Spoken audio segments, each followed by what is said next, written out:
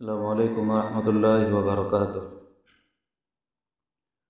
الحمدللہ رب العالمین والصلاة والسلام علی اشرف الانبیاء والمرسلین وبعد۔ اعوذ باللہ من الشیطان الرجیم۔ یا ایہا الذین آمنوا اطیعوا اللہ واطیعوا الرسول واولی الامر منکم فَإِن تَنَازَعْتُمْ فِي شَيْءٍ فَرُدُّوهُ إِلَى اللَّهِ وَالرَّسُولِ إِن كُنتُمْ تُؤْمِنُونَ بِاللَّهِ وَالْيَوْمِ الْآخِرِ۔ قرآن و حدیث کے اندر جنت میں لے جانے والے بے شمار اعمال بتائے گئے ہیں۔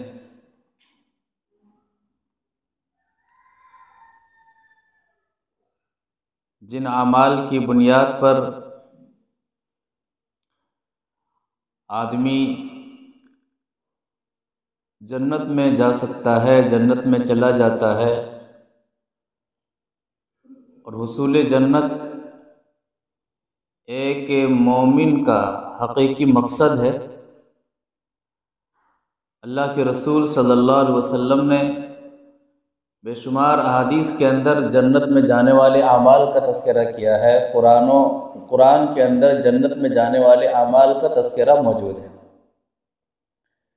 ایک مسلمان کو چاہیے کہ عمل وہ کرے جو اللہ کے رسول صلی اللہ علیہ وسلم کے طریقے کے مطابق ہو، جو عمل آدمی کے لیے مفید ہو، دنیاوی زندگی کے لیے مفید ہو اور اخروی زندگی کے لیے بھی مفید ہو۔ اعمال جنت ایک مسلمان کی زندگی کا معیار ہونا چاہیے، ایک مسلمان کی زندگی کا مقصد ہونا چاہیے۔ صحابہ کرام رضوان اللہ علیہ مجمعین کی زندگی کا مطالعہ کریں گے، جنت میں لے جانے والے اعمال کے لیے بے چین رہا کرتے تھے۔ حصول جنت کے لیے کوئی بھی دقیقہ فروگزاشت نہیں کرتے تھے، کوئی بھی لمحہ چھوڑتے نہیں تھے۔ جو بھی عمل مل جاتا، جیسے بھی عمل مل جاتا، پتہ چل جاتا کہ اس عمل میں نبی صلی اللہ علیہ وسلم کی اطاعت ہے، اس عمل میں نبی صلی اللہ علیہ وسلم کی فرما برداری ہے، وہ کر گزرتے تھے، چاہے مرحلہ کتنا کٹھن کیوں نہ ہو۔ ایک مسلمان کی زندگی کا معیار بھی یہی ہونا چاہیے کہ عمل حصول جنت کے تعلق سے جو بھی ہو کرتا چلا جائے، اس تعلق سے آگے بڑھتا چلا جائے۔ جنت میں لے جانے والے بہت سارے اعمال ہیں، ان میں سے چند اعمال کا تذکرہ آج کریں گے انشاءاللہ۔ بہت سارے اعمال میں سے چند اعمال ایسے ہیں جن کا تعلق حقوق اللہ سے ہے، جن کا تعلق حقوق العباد سے ہے۔ بندوں کے حقوق کو ادا کرنے سے بھی جنت ملتی ہے، اللہ کے حقوق کو ادا کرنے سے بھی جنت ملتی ہے۔ ایک موقع پر اللہ کے رسول صلی اللہ علیہ وسلم جنت کی خوبصورتی اور جنت کی نعمتوں کے بارے میں تذکرہ کرتے ہیں تو ایک صحابی سوال کرتے ہیں کہ اللہ کے رسول صلی اللہ علیہ وسلم، یہ جنت کیسے لوگوں کے لیے، یہ جنت کیسے ملے گی؟ ایک حدیث سے سمجھتے ہیں۔ وعن علی رضی اللہ تعالی عنہ قال قال رسول اللہ صلی اللہ علیہ وسلم ان فی الجنت لغرفا یرا ظہورها من بطونها وبطونها من ظہورها فقام الیہ اعرابی فقال لمن هي یا رسول اللہ؟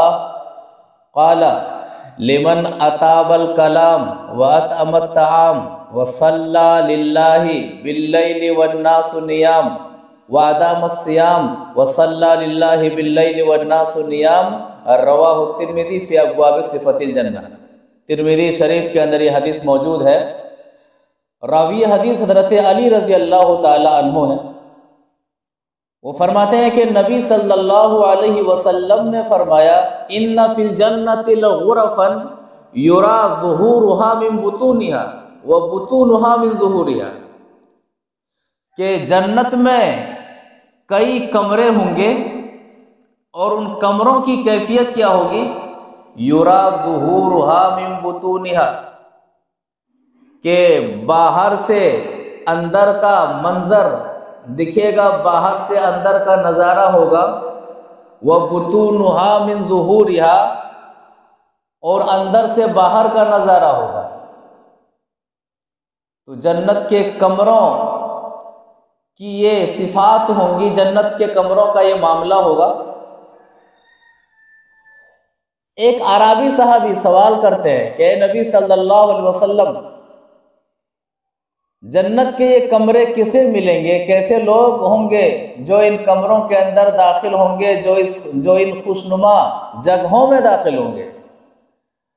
یہاں پر اللہ کے رسول صلی اللہ علیہ وسلم 4 باتیں بتلاتے ہیں، ان میں سے 2 باتوں کا تعلق حقوق العباد سے ہے اور 2 باتوں کا تعلق حقوق اللہ سے ہے۔ آپ صلی اللہ علیہ وسلم فرماتے ہیں کہ ہِیَ لمن اطاب الکلام، جو شخص عمدہ باتیں کرتا ہے، اچھی باتیں کرتا ہے، شریعت کے مطابق اپنی زبان کو رکھتا ہے، شریعت کے مطابق اپنی زبان کو کھولتا ہے۔ لمن اطاب الکلام، شریعت کے دائرے میں جو شخص باتیں کرتا ہے۔ وَأَطْعَمَ الطَّعَامَ، دوسرا معاملہ جو مساکین کو کھانا کھلاتا ہے۔ مسکینوں کو کھانا کھلانا یہ بہت ہی ثواب کا کام ہے۔ وہ شخص مومن نہیں جو پیٹ بھر کر رات بھر سوتا رہے اور اس کا پڑوسی بھوکا سویا ہوا ہو۔ تو وَأَطْعَمَ الطَّعَامَ، جو مساکین کا خیال رکھتا ہے۔ تیسری بات وَأَدَامَ الصِّيَامَ، جو نفلی روزے کی پابندی کرتا ہے۔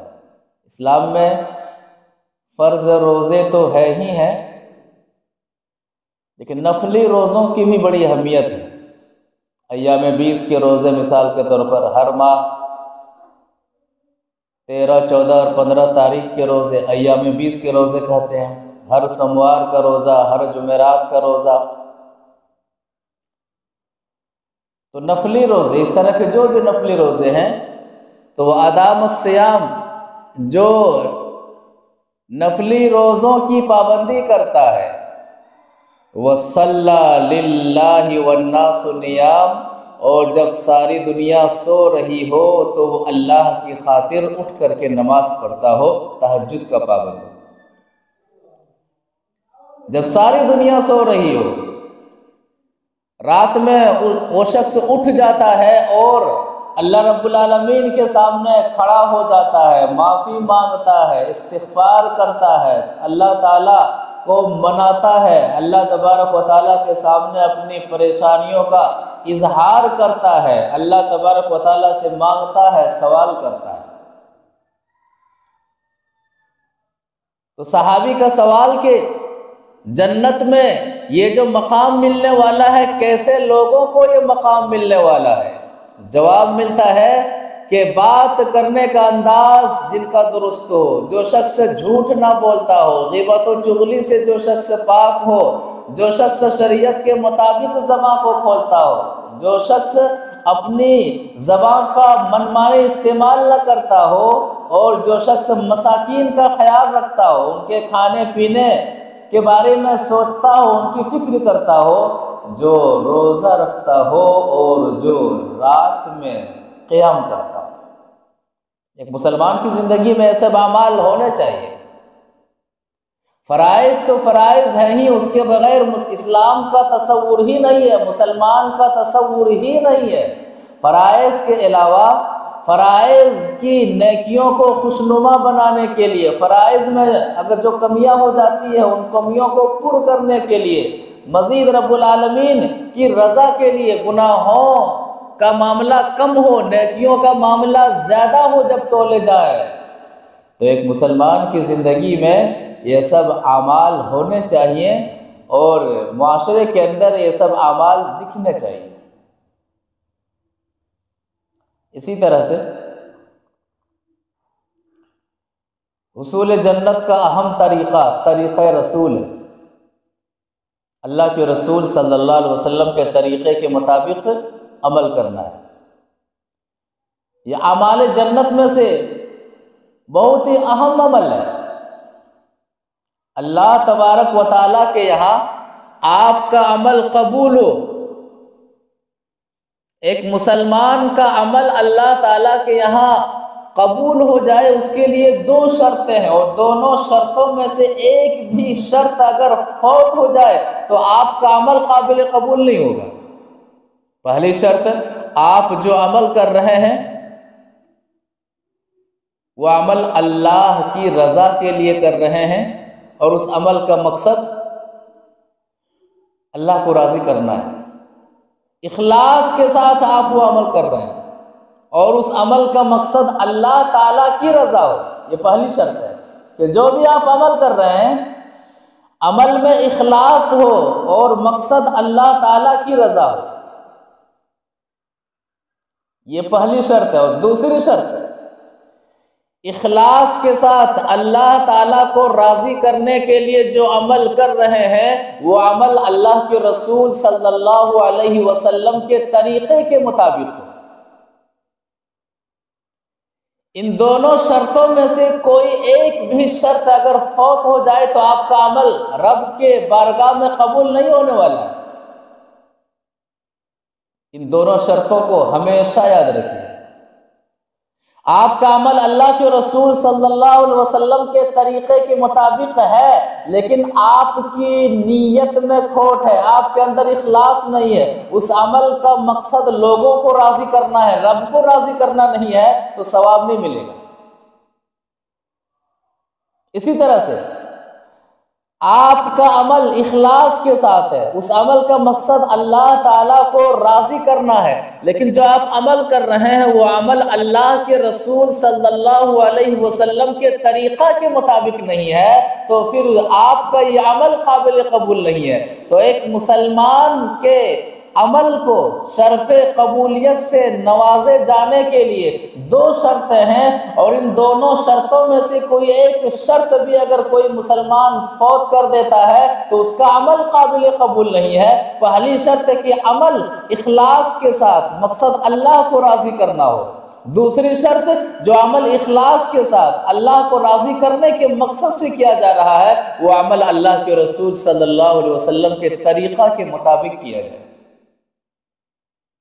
تو اعمال جنت میں سے ایک یہ اہم عمل ہے کہ آدمی کا عمل طریق رسول کے دروازے سے گزرے۔ حدیث سے سمجھ لیتے ہیں۔ وعن ابی ہریرہ رضی اللہ تعالی عنہ قال قال رسول اللہ صلی اللہ علیہ وسلم کل امتی يدخلون الجنة الا من ابى قیل ومن یابى یا رسول اللہ قال من اتانی دخل الجنہ ومن عصانی فقد ابى رواہ البخاری فی کتاب الاعتصام۔ بخاری شریف کے اندر یہ حدیث موجود ہے۔ راوی حدیث حضرت ابو ہریرہ رضی اللہ تعالی عنہ ہے۔ وہ فرماتے ہیں کہ اللہ کے رسول صلی اللہ علیہ وسلم نے فرمایا کل امتی يدخلون الجنۃ الا من ابى، میری امت کا ہر شخص جنت میں جائے گا، ہر فرد جنت میں جائے گا، الا من ابى، مگر وہ شخص جنت میں نہیں جائے گا جو جنت میں جانے سے انکار کرتا ہو۔ وہ شخص جنت میں نہیں جائے گا جو جنت میں جانے سے انکار کرتا ہو۔ یہ عجب معاملہ تھا، یہ عجب بات تھی صحابہ کرام کی نظر میں۔ سوال کر بیٹھے، اے نبی صلی اللہ علیہ وسلم ومن یابى یا رسول اللہ، کون ہے جو جنت میں نہیں جانا چاہتا ہے؟ ہر شخص جنت میں جانا چاہتا ہے، ہر مسلمان جنت میں جانا چاہتا ہے، ہر مرد جنت میں جانا چاہتا ہے، ہر عورت جنت میں جانا چاہتی ہے، لیکن خواہش سے جنت نہیں ملنے والی ہے، جنت خواہشوں سے نہیں ملنے والی ہے۔ وَمَن يَابَى یا رسول اللہ، اے اللہ کے رسول صلی اللہ علیہ وسلم، کون ہے جو جنت میں جانے سے انکار کرتا ہے؟ آپ صلی اللہ علیہ وسلم نے دو ٹوک فیصلہ سنایا، من اطاعنی دخل الجنہ، جس نے میری اطاعت کی۔ اطاعت مطلب سمجھ رہے ہیں نا؟ اطاعت کا کیا مطلب ہے؟ کہ اپنا عمل اللہ کے رسول صلی اللہ علیہ وسلم کے طریقے کے مطابق کرنا۔ آپ جو عمل کر رہے ہیں اس کا ثبوت اللہ کے رسول صلی اللہ علیہ وسلم سے ثابت ہو، قرآن سے ثابت ہو۔ آپ جیسے عمل کر رہے ہیں ویسے عمل کرنا اللہ کے رسول صلی اللہ علیہ وسلم سے ثابت ہو. آپ جس وقت عمل کر رہے ہیں اس وقت عمل کرنا اللہ کے رسول صلی اللہ علیہ وسلم سے ثابت ہو. نقش قدم پر چلنا کیا مطلب ہے کہ کسی نے اپنے قدم کے نشان کو چھوڑا ہے تو اسی نشان پر اپنا قدم رکھنا، اسی کو کہتے ہیں اتباع. اتباع کہ جس نے جیسا کہا ہے ویسا ہی کرنا، جس نے جتنا کہا ہے اتنا ہی کرنا، جس نے جیسے کیا ہے ویسے ہی کرنا، جس وقت کیا ہے اس وقت کرنا. اتباع اسی کا نام ہے. اور اسلام میں صرف اتباع ایک ہی شخصیت کے ساتھ ثابت ہے، اور وہ شخصیت کا نام کیا ہے؟ محمد صلی اللہ علیہ وسلم. من اطاعنی، محمد صلی اللہ علیہ وسلم فرما رہے ہیں کہ جس نے میری اطاعت کی یعنی عمل کو میرے بتائے ہوئے طریقے کے مطابق کیا، دخل الجنہ، یہ وہ شخص ہے جو جنت میں داخل ہوگا. یہ وہ شخص ہے جو جنت میں داخل ہوگا جن کا معاملہ اچھا ہوگا، جن کا معاملہ بہتر ہوگا. ومن عصانی، اور جس نے میری نافرمانی کی، فقد ابا، یہی وہ شخص ہے جو جنت میں جانے سے انکار کرتا ہے. عمل کو اللہ کے رسول صلی اللہ علیہ وسلم کے طریقے کے مطابق نہ کرنا اللہ کے رسول صلی اللہ علیہ وسلم کی نافرمانی ہے. جس وقت عمل کرنے کے لیے کہا گیا ہے اس وقت عمل نہ کرنا اللہ کے رسول صلی اللہ علیہ وسلم کی نافرمانی ہے. جیسے عمل کرنے کے لیے کہا ہے ویسے عمل نہ کرنا اللہ کے رسول صلی اللہ علیہ وسلم کی نافرمانی ہے. عمل کو اپنی طرف سے عمل کی ایجاد کر لینا نبی صلی اللہ علیہ وسلم کی نافرمانی ہے. منمانی عمل کرنا نبی صلی اللہ علیہ وسلم کی نافرمانی ہے. جیسے چاہے ویسے عمل کرنا نبی صلی اللہ علیہ وسلم کی نافرمانی ہے. اور ایسے ہی لوگوں کے بارے میں اللہ کے رسول صلی اللہ علیہ وسلم کا فرمان کہ ومن عصانی فقد ابا، جس شخص نے میری نافرمانی کی یہی وہ شخص ہے جو جنت میں جانے سے انکار کرتا ہو. امام بہقی رحمۃ اللہ علیہ نے سعید بن مسیب رحمہ اللہ کا ایک فتویٰ نقل کیا ہے جو فتویٰ اسی حدیث کے مطابق نظر آتا ہے. اور ایک مسلمان کی زندگی میں اس فتوے کو سمجھنا بہت ضروری ہے. طریقہ رسول کے مطابق یہ اتباع کس کو کہتے ہیں، عبادت کس کو کہتے ہیں، محبت رسول کس کو کہتے ہیں، اطاعت رسول کس کو کہتے ہیں. سعید بن مسیب رحمۃ اللہ علیہ کا فتویٰ سن لیتے ہیں. وروى البيهقي بسند صحيح عن سعيد بن المسيب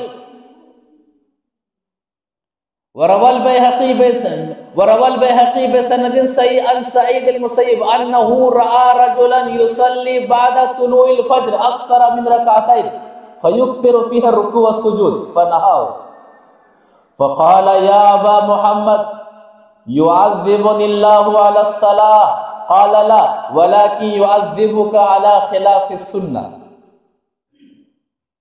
امام البانی رحمہ اللہ نے، شیخ البانی رحمہ اللہ نے ارواء کے اندر اس کو نقل کیا ہے. کہتے ہیں کہ سعید بن مسیب رحمۃ اللہ علیہ مشہور تابعی ہے. تابعی کس کو کہتے ہیں؟ جنہوں نے حالت ایمان میں صحابہ کو دیکھا ہو. سعید بن مسیب رحمۃ اللہ علیہ ایک شخص کو دیکھتے ہیں کہ وہ فجر کے بعد، فجر کا وقت آ جانے کے بعد، فجر کی اذان کے بعد 2 رکعت سے زیادہ وہ نفل پڑھتا چلا جا رہا ہے. جب فجر کی اذان ہو جائے، صبح صادق جب ہو جائے تو صبح صادق سے لے کر کے طلوع آفتاب تک کتنے رکعتیں ہیں؟ 4 رکعتیں. 2 رکعت سنت اور 2 رکعت فرض. اب اگر کوئی شخص یہ سوچے کہ اذان اور اقامت کے درمیان آدھا گھنٹے کا فاصلہ ہے، آج میں جلدی اٹھ گیا ہوں، چلیے 2 رکعت سنت پڑھنے کے بعد بھی ابھی 20 منٹ بچے ہوئے ہیں، کچھ نوافل پڑھ لیتے ہیں. نہیں پڑھنا ہے، نہیں پڑھنا یہاں تک کہ سورج طلوع ہو جائے. نبی صلی اللہ علیہ وسلم نے منع کیا ہے. یہی معاملہ تھا کہ دیکھتے ہیں کہ سعید بن مسیب رحمۃ اللہ علیہ کیا دیکھ رہے ہیں کہ ایک شخص ہے جو طلوع فجر کے بعد 2 رکعت سے زیادہ پڑھتے جا رہے ہیں، یکثر فیہا الرکوع والسجود، نفل پر نفل پڑھتے جا رہے ہیں۔ فنہاؤ، کہا ایسا مت کرو، منع کیا۔ اب کس سے منع کر رہے ہیں؟ نماز سے منع کر رہے ہیں، نماز پڑھنے سے منع کر رہے ہیں۔ کیوں؟ جس وقت نماز پڑھ رہے تھے اس وقت نفل نماز پڑھنا اللہ کے رسول صلی اللہ علیہ وسلم نے منع کیا ہے کہ فجر کی اذان ہو جائے، فجر صادق طلوع ہو جائے تو طلوع آفتاب تک جب تک سورج نہ نکل جائے اس درمیان صرف 4 رکعت ہے، 2 رکعت فرض اور 2 رکعت سنت۔ منع کیا کہ ایسا مت کرو۔ کہا یا ابا محمد یعذبنی اللہ علی الصلاۃ، اس شخص نے سعید بن مسیب رحمۃ اللہ علیہ سے سوال کیا کہ اے ابو محمد سعید بن مسیب کی کنیت ہے، کہا کیا نماز پڑھنے پر اللہ تعالیٰ مجھے عذاب دے گا؟ کہا میں نماز ہی تو پڑھ رہا ہوں اور آپ منع کر رہے ہیں کہ نماز پڑھنے پر اللہ تعالیٰ مجھے عذاب دے گا۔ کہا نہیں، نماز پڑھنے پر اللہ تعالیٰ عذاب نہیں دے گا، وَلَٰكِن يُعَذِّبُكَ عَلَىٰ خِلَافِ السُّنَّةِ، نبی صلی اللہ علیہ وسلم کی مخالفت کرتے ہوئے جو تو یہ نماز پڑھ رہا ہے تو مخالفت رسول کی وجہ سے اللہ تعالیٰ تجھے عذاب دے گا۔ نماز بھی پڑھ رہا ہے اور اللہ تعالیٰ تجھے عذاب دے گا، کیونکہ تو اس وقت نماز پڑھ رہا ہے جس وقت نماز پڑھنے کے لیے اللہ کے رسول صلی اللہ علیہ وسلم نے منع کیا ہے کہ اس وقت نفل نماز نہیں پڑھنا ہے۔ نماز ہی تو پڑھ رہے تھے نا۔ فاتحہ میں کیا ہوتا ہے؟ کل ہی تو پڑھتے ہیں، فاتحہ ہی تو پڑھتے ہیں، اس میں کیا حرج ہے؟ قبر میں اذان دیتے ہیں، اذان ہی تو دیتے ہیں، ناچ بھنگڑے کا معاملہ تو ہوتا ہی نہیں، اس میں کیا حرج ہے؟ اذان سے پہلے نبی پر الصلاۃ والسلام علیک یا رسول اللہ درود ہی تو پڑھتے ہیں، کیا حرج ہے؟ بولتے نا کیا حرج ہے؟ وَلَٰكِن يُعَذِّبُكَ عَلَىٰ خِلَافِ السُّنَّةِ، اس نماز پڑھنے والے شخص سے کہہ رہے ہیں کہ نبی صلی اللہ علیہ وسلم کے طریقے کے خلاف چونکہ تو نماز پڑھ رہا ہے تو نماز کو طریقے رسول کے خلاف پڑھنے کی وجہ سے اللہ تعالیٰ تجھے عذاب دے گا۔ کتنا اہم معاملہ ہے۔ وَمَنْ عَصَانِي فَقَدْ أَبَىٰ، بخاری شریف کی حدیث کہ جس نے میری نافرمانی کی یہی وہ شخص ہے جو جنت میں جانے سے انکار کرتا ہے۔ عمل ثابت ہے لیکن عمل کب کرنا ہے، اس میں نبی صلی اللہ علیہ وسلم کی مخالفت ہو رہی ہے تو ایسے وہ لوگ ہیں جو نبی صلی اللہ علیہ وسلم کی سنت کی مخالفت کر رہے ہیں، اور عبادت سنت رسول کی مخالفت کرتے ہوئے کریں گے تو وہ عبادت اللہ کے یہاں قابل قبول نہیں ہوتی ہے۔ اب اس حدیث کو سامنے رکھیں، سعید بن مسیب رحمۃ اللہ علیہ کا یہ فتویٰ سامنے رکھیں، اور اب شعبان کا مہینہ ہے، شعبان کی آج 15ویں رات، آنے والی رات، قبرستان جانا ثابت ہے لیکن 15ویں رات کو خاص کر لینا خلاف سنت عمل ہے۔ روزہ رکھنا اچھا عمل ہے لیکن روزہ رکھنے کے لیے شعبان کے 15ویں دن کو روزہ رکھنے کے لیے خاص کر لینا یہ خلاف سنت عمل ہے۔ قیام اللیل کرنا اچھا عمل ہے لیکن اس رات اپنے لیے قیام اللیل کے لیے کسی رات کو اپنے سے خاص کر لینا یہ خلاف سنت عمل ہے۔ تو کیا کہا کہ نماز پڑھنے پر اللہ تعالیٰ تعالیٰ تجھے عذاب نہیں دے گا، خلاف سنت نماز پڑھ رہا ہے جس بنا پر اللہ تعالیٰ تجھے عذاب دے گا۔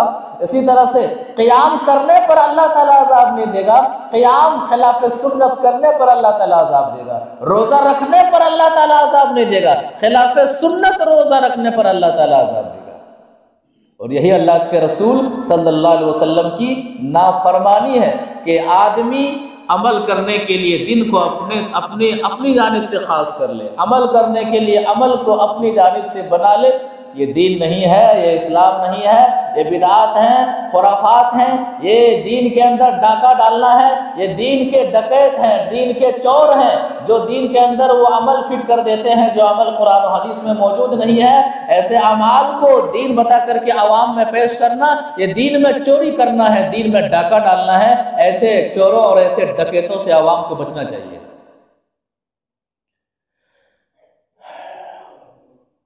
قرآن و حدیث کا مطالعہ، قرآن میں واضح طور پر اللہ تعالیٰ فرماتا ہے کہ اعمال جنت میں سے اہم عمل یہ ہے کہ آدمی اللہ کے رسول صلی اللہ علیہ وسلم کے طریقے کے مطابق عمل کرے۔ عمل کے معاملے میں اختلاف ہو جائے تو اس عمل کو اللہ کے رسول صلی اللہ علیہ وسلم کے جناب میں جانچ پڑتال کے لیے پیش کرے۔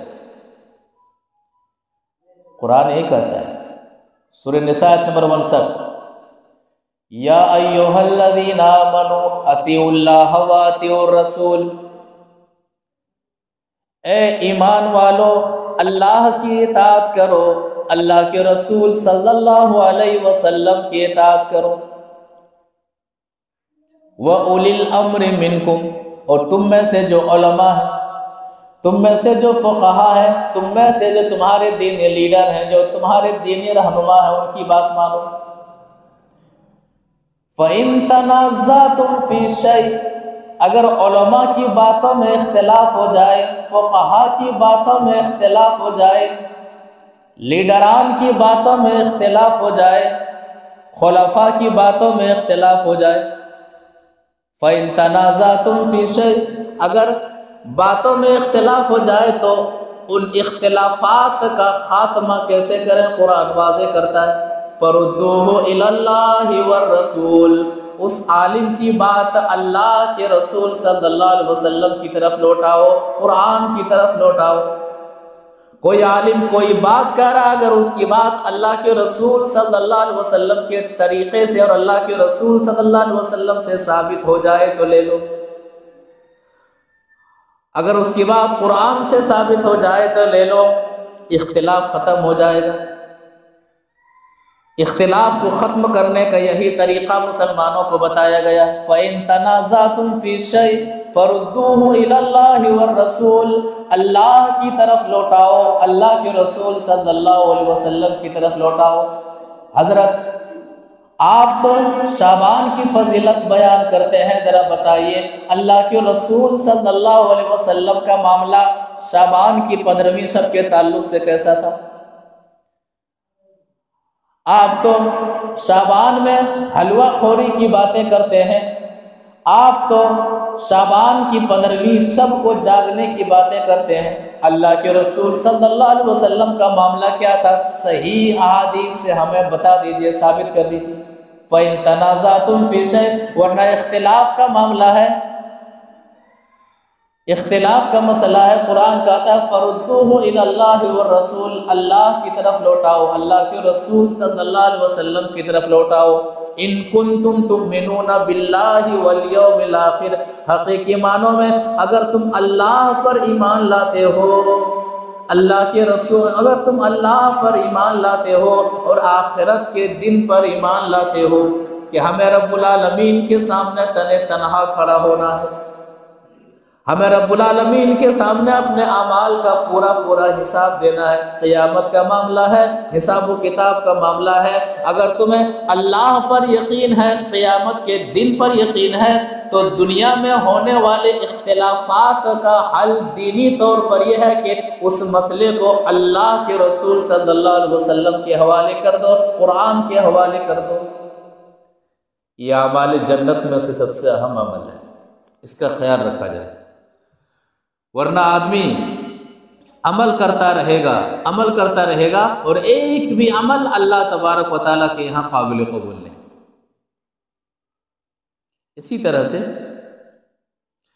اعمال جنت میں سے ایک اور عمل، اللہ کے رسول صلی اللہ علیہ وسلم ایک دعا سکھلاتے ہیں جس کو حدیث میں سید الاستغفار کہا گیا ہے۔ دعاؤں کی بڑی اہمیت ہے، اذکار کی بڑی اہمیت ہے۔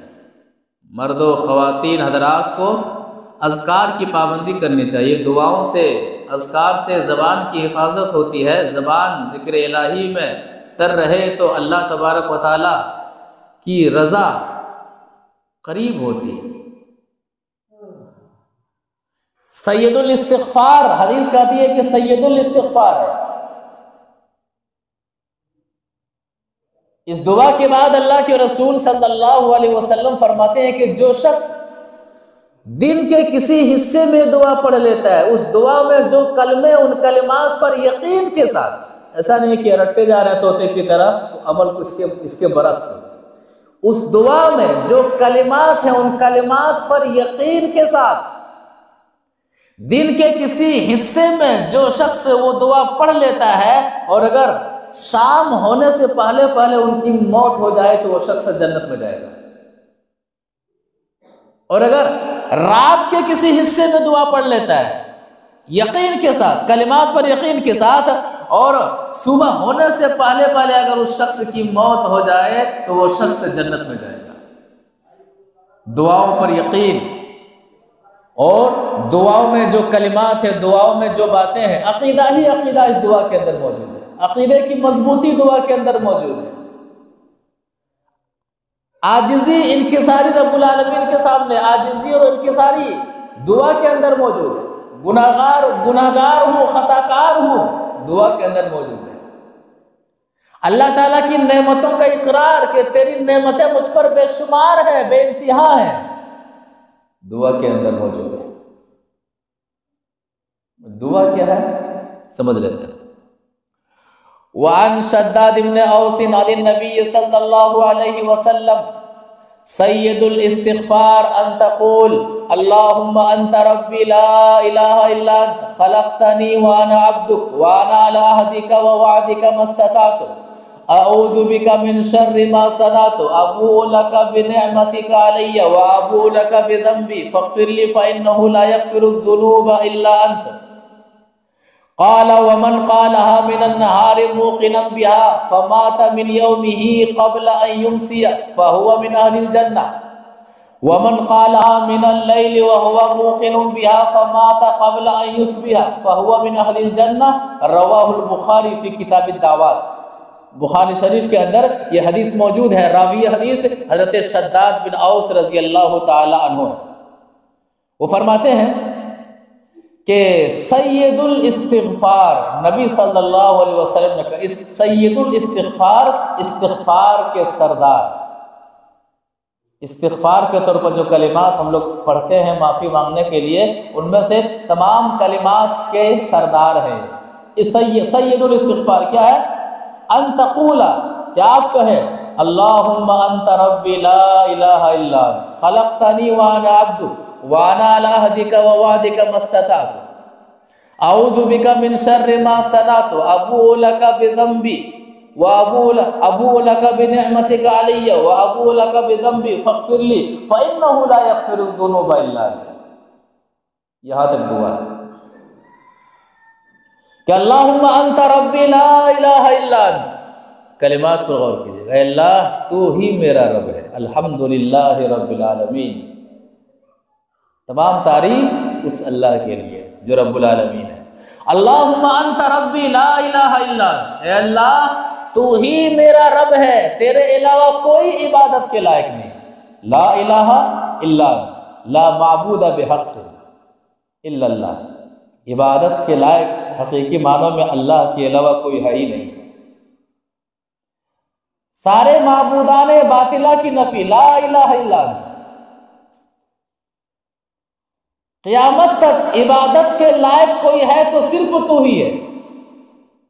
سجدہ کے لائق ہے تو صرف تو ہی ہے، رکوع کے لائق ہے تو صرف تو ہی ہے، قیام کے لائق ہے تو صرف تو ہی ہے، عبادت کی ساری قسموں کے لائق صرف اور صرف تو ہی ہے۔ خلقتنی وانا عبد، تو نے مجھے پیدا کیا ہے، میں تیرا بندہ ہوں، میں تیرا بندہ ہوں، تو نے مجھے پیدا کیا، میں تیرا بندہ ہوں۔ وانا علی عہدک و وعدک ما استطعت، اپنی طاقت کے مطابق میں تیرے وعدے اور عہد پر قائم ہوں، اپنی طاقت کے مطابق تجھ سے میں ڈرتا ہوں۔ آگے کیا ہے کہ اعوذ بک من شر ما صنعت،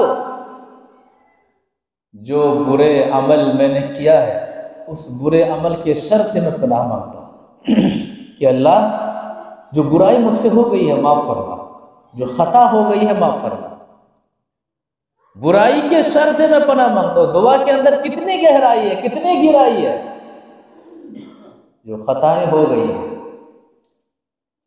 زمین و آسمان بھر کر کے گناہ ہو، شریعت کہتی ہے کہ بندہ کہہ دے کہ اللہ غلطی ہو گئی ہے، خطا ہو گئی ہے، اللہ کہتا ہے مجھ سے مانگو میں معاف کر دوں گا، میں یہ نہیں دیکھوں گا کہ کتنے سالوں سے گناہ کرتا چلا ہے، 50 سال 60 سال ہو گئے گناہ پر گناہ، اور اچانک کہہ رہا ہے کہ معاف کر دے، حساب دینا پڑے گا۔ نہیں، ایسا کچھ بھی نہیں، زمین و آسمان بھر کر کے گناہ ہو گیا ہے، اب شرمندگی ہو رہی ہے، احساس ندامت پریشان کر رہا ہے۔ اللہ کا بندہ ہے پھر اللہ کی بندی رب کے دربار میں آ کر کے یہ کہہ دے کہ پروردگارا غلطی ہو گئی ہے، میں لوٹنا چاہتا ہوں، میں تیری طرف لوٹنا چاہتا ہوں، میں بقیہ زندگی تیری رضا میں گزارنا چاہتا ہوں۔ اللہ کہتا ہے معاف کر دو۔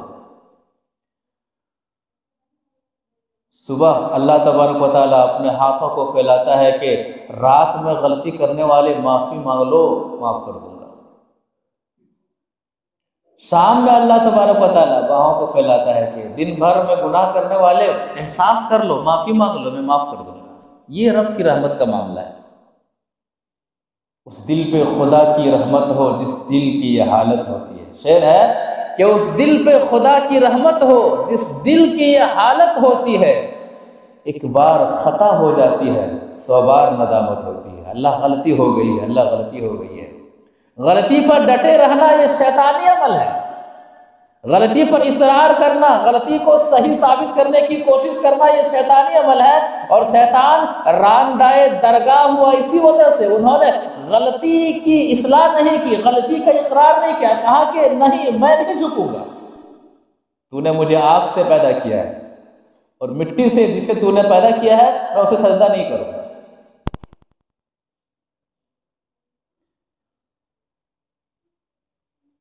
تو کیا ہے دعا کے اندر کتنی گہرائی ہے۔ اعوذ بک من شر ما صنعت ابوء لک بنعمتک علی، پروردگارا مجھ پر تیری بے شمار نعمتیں اقرار کرتا ہوں۔ اللہ تعالیٰ کچھ بھی نہ دے، آپ جھوپڑ پٹی پر، آپ اسٹیشن پر سوتے ہیں، روکھی سوکھی کھاتے ہیں، آپ کا کھانا پینا، لیکن جسم جو آپ کو اللہ نے صحت سے نوازا ہے، یہ آنکھیں، یہ چہرہ، سر ہے، دھڑ ہے، یہ جسم کا جو معاملہ ہے اللہ تعالیٰ چھین لے تو پھر دوبارہ یہ نعمتیں نہیں ملتی ہیں، پھر دنیا نہیں دے سکتی۔ آرٹیفیشیل کیا کہتے ہیں؟ آرٹیفیشیل پاؤں، آرٹیفیشیل۔ دنیا کا کروڑ پتی ہے، پاؤں کٹ گیا ہے، ہاتھ کٹ گیا ہے، اب وہ دوبارہ جس طرح سے پہلے تھا اس طرح سے وہ بن نہیں سکتا ہے۔ اللہ تعالیٰ کی نعمتوں کو گننا چاہو تو گن نہیں پاؤ گے۔ انسان سے کہا گیا ہے اتنی زیادہ اللہ تعالیٰ کی نعمتیں ہیں کہ گننا چاہو تو گن نہیں پاؤ گے۔ وَإِن تَعُدُّوا نِعْمَتَ اللَّهِ لَا تُحْصُوهَا ابوء لَكَ بِنِعْمَتِكَ عَلَيَّ، تیری نعمتیں مجھ پر بہت زیادہ ہیں، میں ان نعمتوں کا اقرار کرتا ہوں۔ وَأَبُوءُ لَكَ بِذَنبِي، اور اللہ میں اس بات کا بھی اقرار کرتا ہوں کہ میں گناہگار ہوں، خطا کار ہوں، سیاہ کار ہوں، گناہ پر گناہ کر رہا ہوں، فاغفر لی، بخش دے، معاف کر دے۔ فَإِنَّهُ لَا يَغْفِرُ الذُّنُوبَ إِلَّا أَنْتَ، اس لیے کہ تیرے علاوہ کوئی اور در ہے ہی نہیں جہاں گناہوں کی معافی مل سکے، تو ہی معاف کرنے والا ہے۔ یہ یقین ہونا چاہیے، یہ اعتماد ہونا چاہیے، یہ کیفیت ہونی چاہیے ہماری دعاؤں میں۔ ہاتھ اٹھا دیتے ہیں، دل کہیں اور رہتا ہے، ذہن کہیں اور رہتا ہے، معاف کر دے، معاف کر دے، یہ کیا طریقہ ہے؟ دعا بھی عبادت ہے، بعض لوگوں کو دیکھا جاتا ہے، دعا عبادت ہے، دعا کے اندر وہ یقین والی کیفیت ہونی چاہیے، وہ اعتماد والی کیفیت ہونی چاہیے، لاپرواہی والا معاملہ نہیں ہونا چاہیے۔ لاپرواہ دل کی دعا کو اللہ تعالیٰ قبول نہیں فرماتا۔ اس کا نام کیا ہے؟ سید الاستغفار۔ فضیلت کیا ہے؟ کہتے ومن قالها من النہار وَهُوَ مُوقِنٌ بِهَا، جو شخص اس دعا کو دن کے کسی حصے میں اس دعا پر اعتماد کرتے ہوئے، یقین کرتے ہوئے پڑھتا ہے، فَمَاتَ مِنْ يَوْمِهِ قَبْلَ أَنْ يُمْسِيَ، اور صبح کو پڑھتا ہے، دن کو پڑھتا ہے، اور شام ہونے سے پہلے اس شخص کا انتقال ہو جاتا ہے، فَهُوَ مِنْ أَهْلِ الْجَنَّةِ، تو ایسا شخص جنتی ہوگا انشاءاللہ، ایسا شخص جنت میں جائے گا۔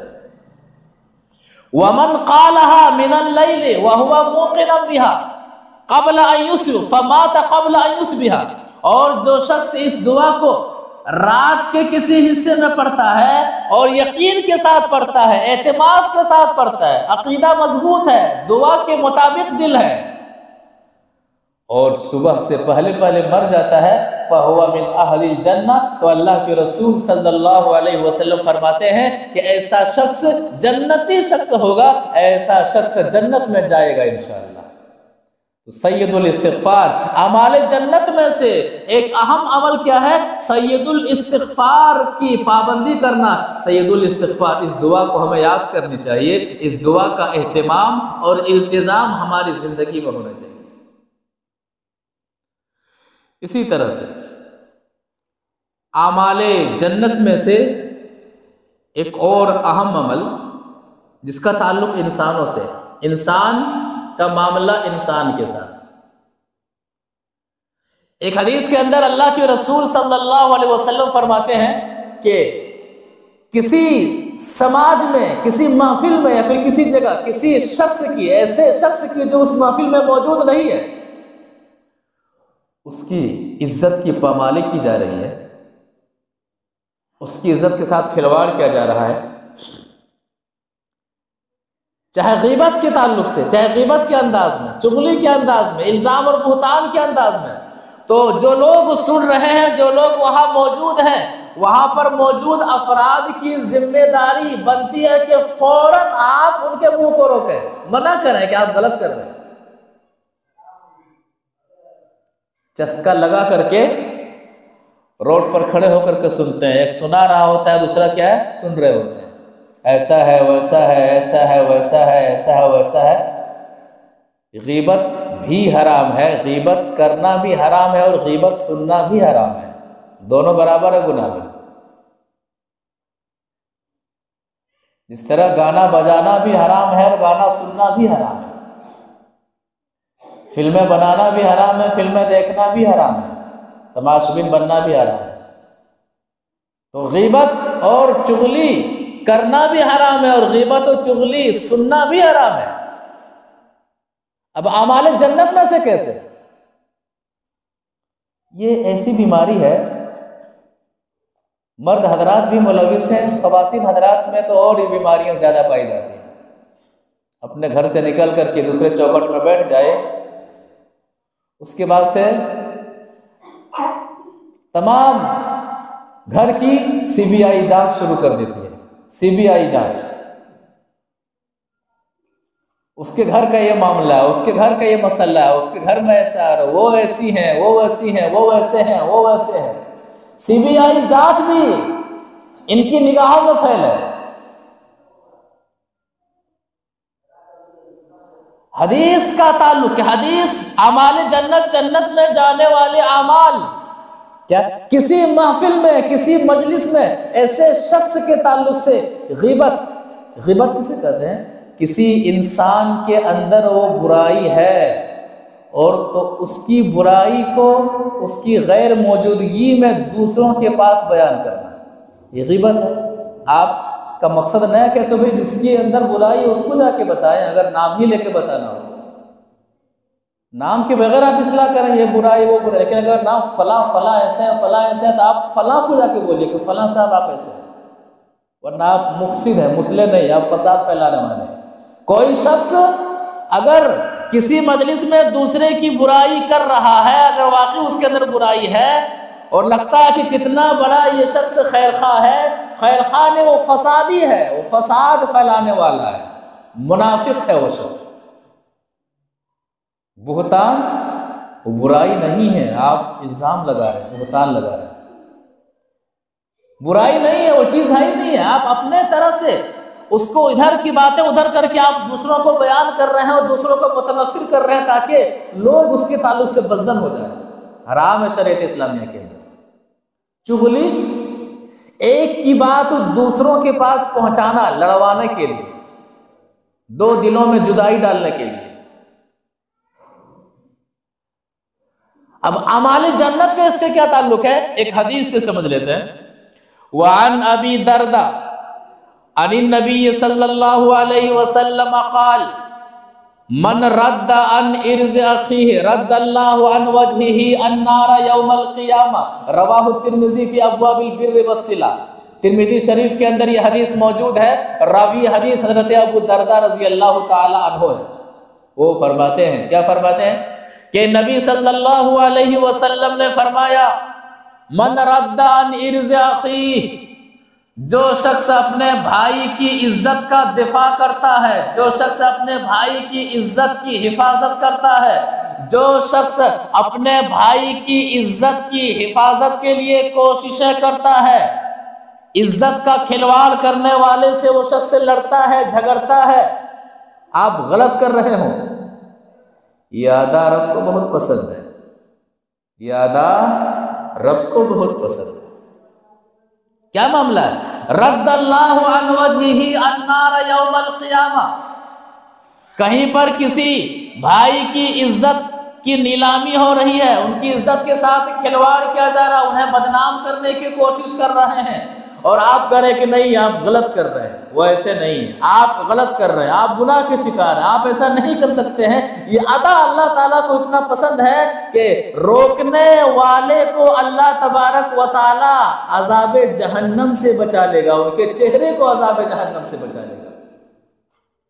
یہ کوئی چھوٹا موٹا معاملہ نہیں ہے، بہت اہم معاملہ ہے۔ رد اللہ عن وجہہ النار یوم القیامہ، قیامت کے دن اللہ تبارک و تعالیٰ ایسے شخص کو جہنم سے بچا لے گا، ایسے شخص کو جہنم سے آزاد فرما دے گا جن کا معاملہ اور اخلاقی معاملہ، یہ اخلاق کا اونچا پیمانہ ہے، اعلیٰ پیمانہ ہے، کردار کا، یہ اچھے کردار کی نشانی ہے، اچھے اخلاق کی نشانی ہے۔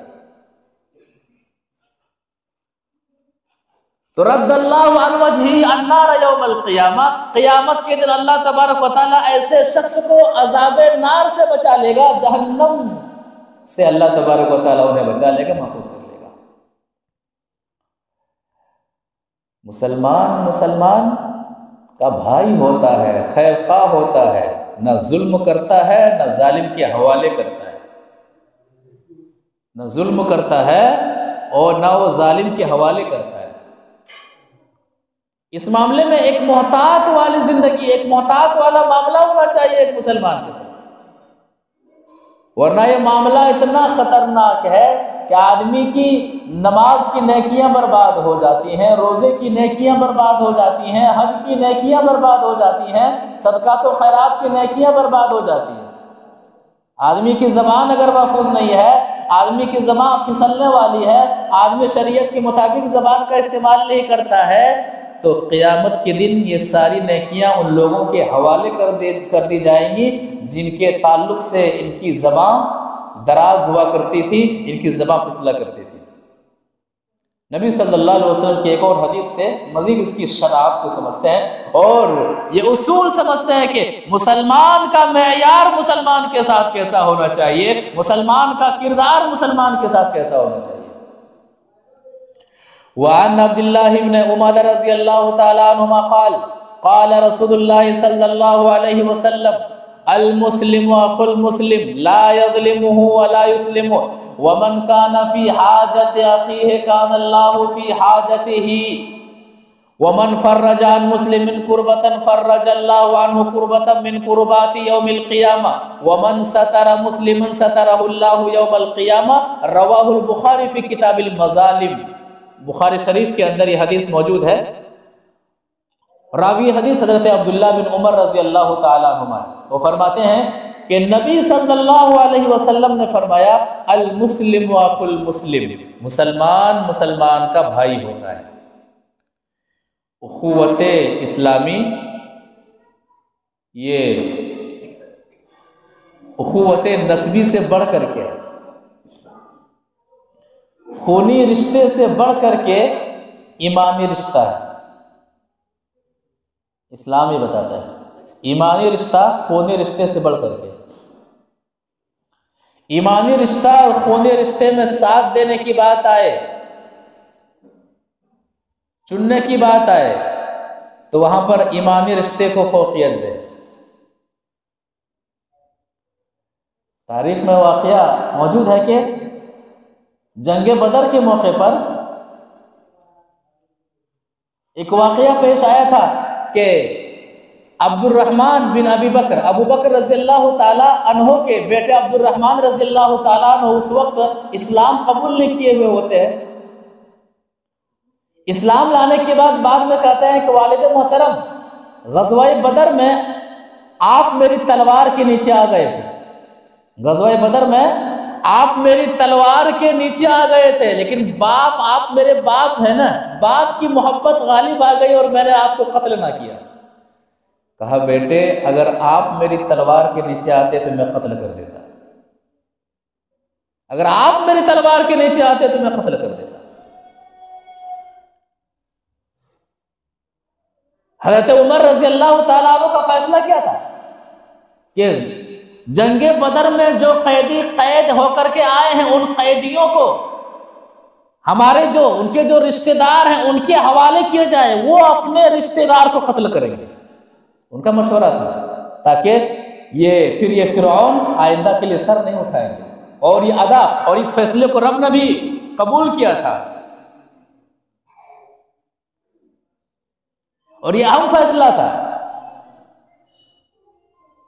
تو ایمانی رشتہ اور نسبی رشتہ کا جہاں معاملہ آئے تو ایمان کا تقاضا ہے کہ ایمانی رشتے کو اہمیت دی جائے، اور یہ ایسا ایمانی رشتہ ہے کہ قیامت کے دن بھی یہ ایمانی رشتہ کام آنے والا ہے۔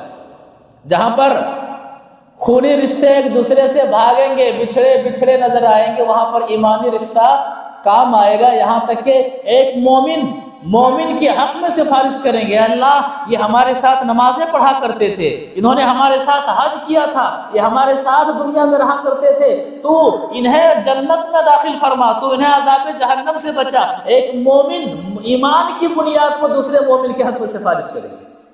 المسلم اخو المسلم، آج یہ رشتہ مر چکا ہے ہمارے معاشرے اور سماج کے اندر۔ المسلم اخو المسلم، مسلمان مسلمان کا بھائی ہوتا ہے، لا یظلمہ ولا یسلمہ، مسلمان نہ ظالم ہوتا ہے نہ مسلمان کسی کو ظالم کے حوالے کرتا ہے۔ کہاں صاحب سب سے بڑے ظالم تو مسلمان ہی ہے، ظلم کے حوالے کرنے والے تو مسلمان ہیں، زبانی مسلمان ہیں، اسلام کو ہم نے صحیح طریقے سے سمجھا ہی نہیں، جانا ہی نہیں ہے، ہم نے بس مزار پر جانا چھوڑا ہے۔ دل میں ظلم کا مزار اب تک بچا ہوا ہے، بد اخلاقی کا مزار دل میں اب تک باقی ہے، دنیا داری کا مزار دل میں اب تک باقی ہے، دوسروں کی زمین و جائیداد کو ہڑپ کر لینے کا مزار اب تک ہمارے دلوں میں باقی ہے۔ لا یظلمہ ولا یسلم